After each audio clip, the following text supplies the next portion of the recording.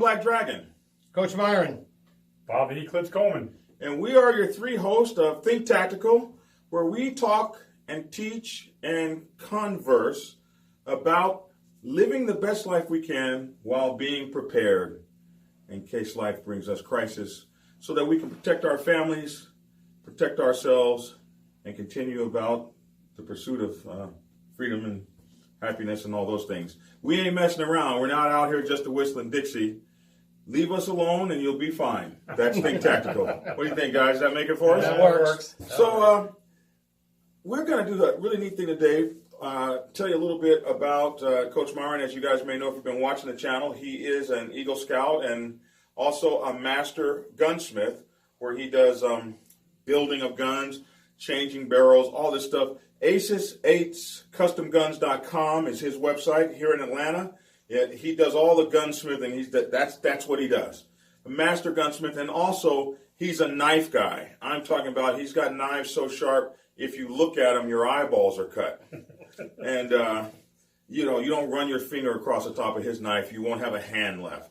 So we brought in all of our fixed blade knives, and what we're going to do is he's going to go through the pros and cons of them as we talk about knives. And, Eclipse, the idea about knives and all that, what does that mean to you? What does having a good knife mean? What do we need a knife for in a gun world?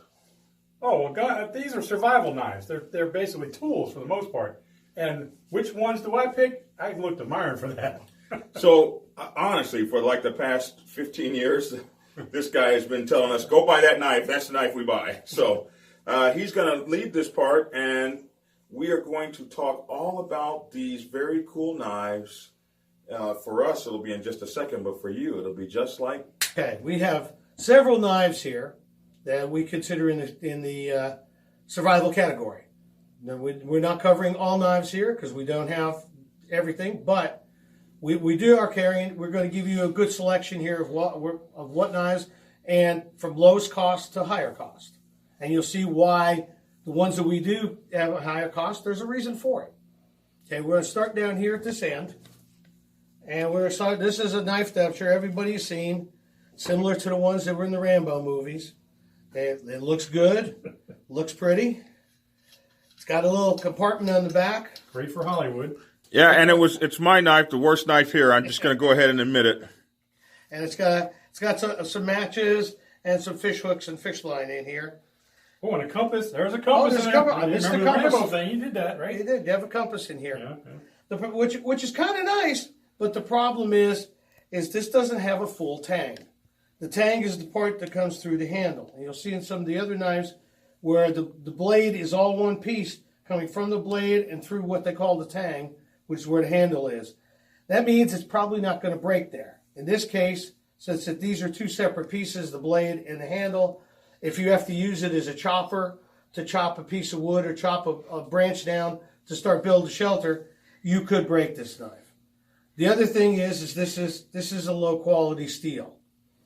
Good knives are made out of good quality steel, high carbon steel like D2, W1, O1, 1095.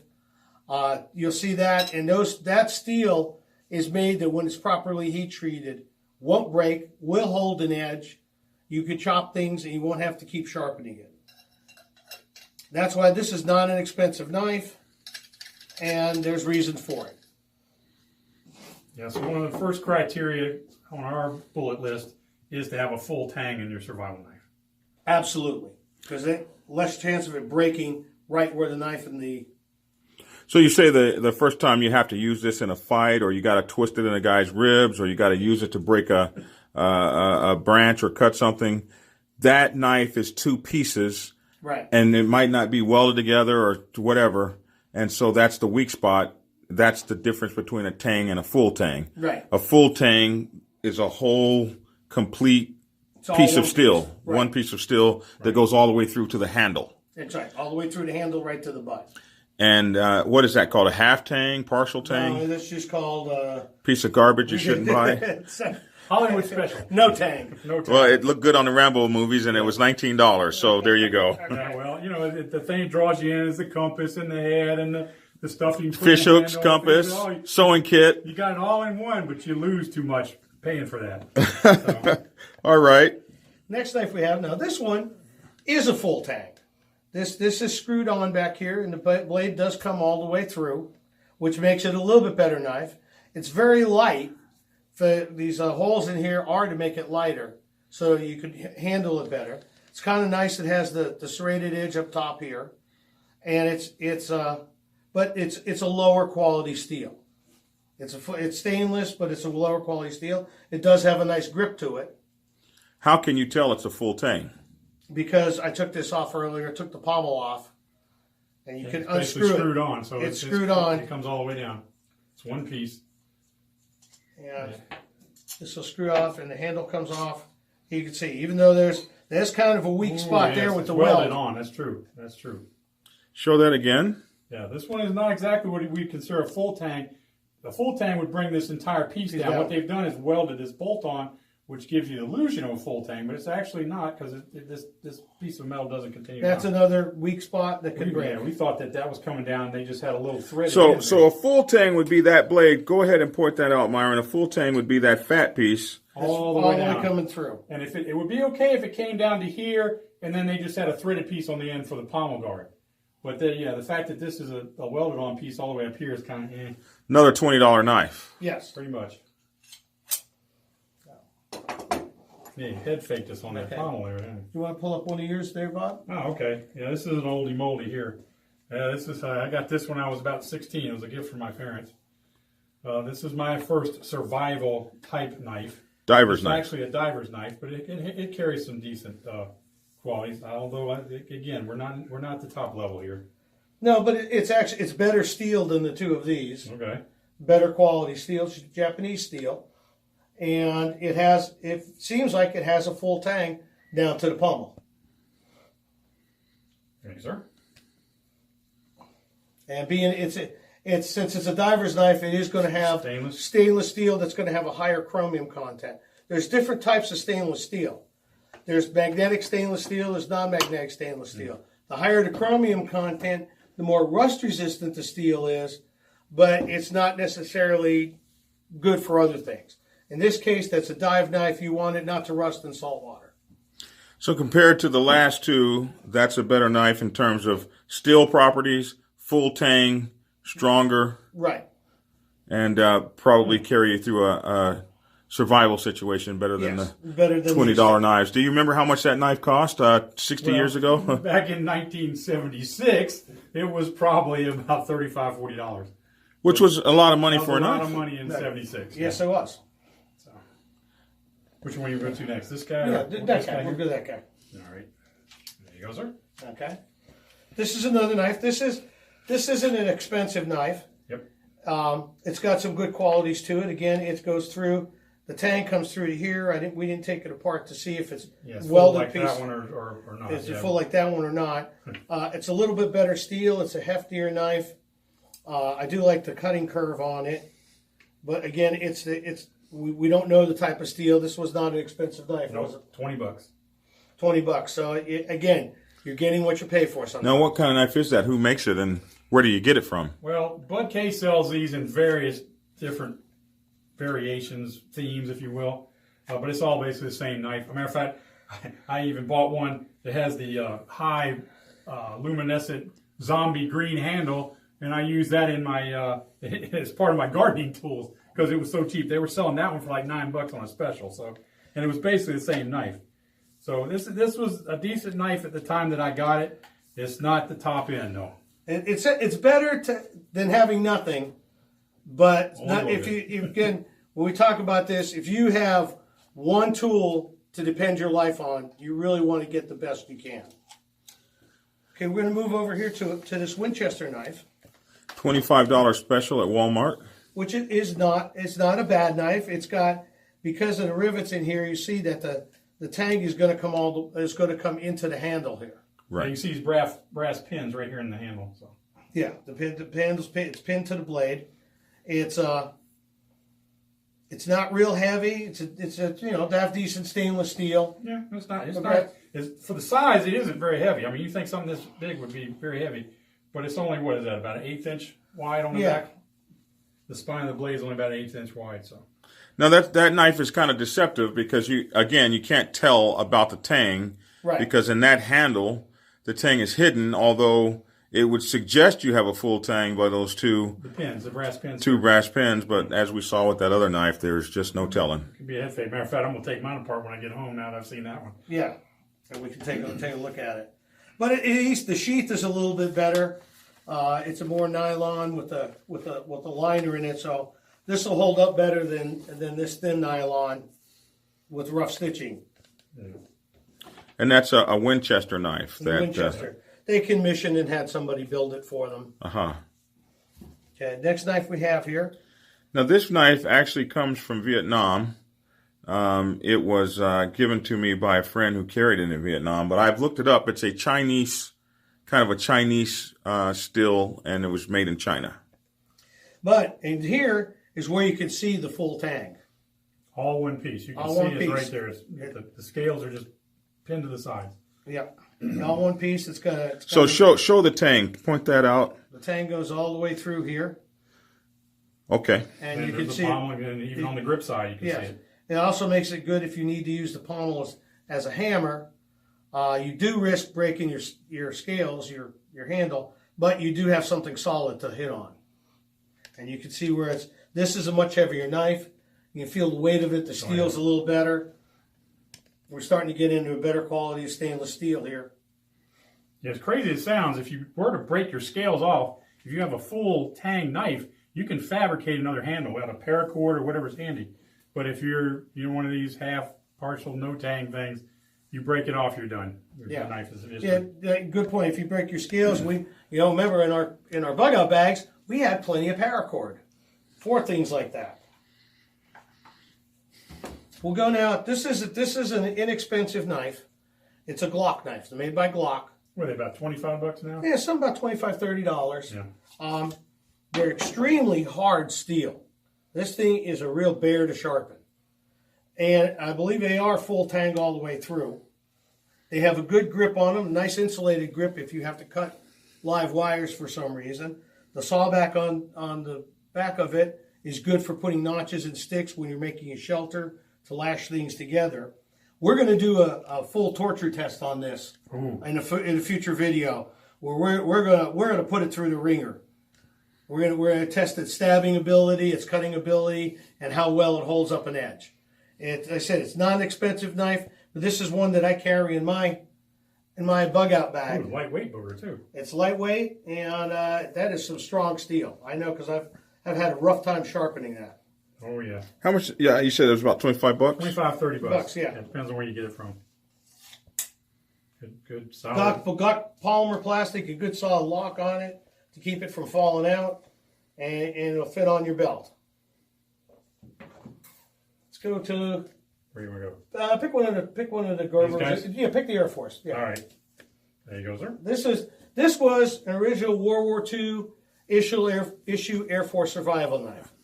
This one I think was actually made in 1980, so they were still issuing to the Air Force. The advantage to this knife is this is very good, high quality carbon steel. It's got an edge on it. It's got a sawtooth on the back. If you notice, it has holes up front here, and the idea for that was so that you could use those holes to lash it and make a spear out of it. It comes with in the sheath. You notice the sheath is reinforced. It's not just leather stitched. It's reinforced with rivets and some sheet steel on it. In the sheath also came with it was a sharpening stone, so you could keep it sharp. The idea for this was that if you needed to cut through a fuselage to get out of your downed airplane, and also for survival. This is great. It's a perfect size. It's not too big. It's not meant to be a fighting knife. It's meant to be a survival knife. These were very high quality steel. Government did a good job when they came up with these. We have another one that this one is also the same type of survival knife, but we've got it in a Kydex sheath. I had this one, actually got this one from my cousin, gave this to me. He's retired Army, and he got it, and he lost the sheath, so I went and had a Kydex sheath made for it. And this Kydex sheath is nice because I had to make it so that I could put it in. in Molly gear. Being ornery. It's being ornery. But the idea here is that it's used to attach it. There it is. What it does is attach. If you've seen Molly straps, they're the webbing bands in vests, and they were on my pack in the Bug out video. Bug out bag video. And this one I made so I can attach it to my vest, so I have it. By holding it like this, I can access it with either hand. By just pulling it, it'll stay in. The Molly gear locks it in. All right. So you can have, there's a lot of people making kydex. If you have a knife, that you have a nice knife that the sheath is no good anymore, find one of the kydex holster makers and they will happily make you a knife sheath for it.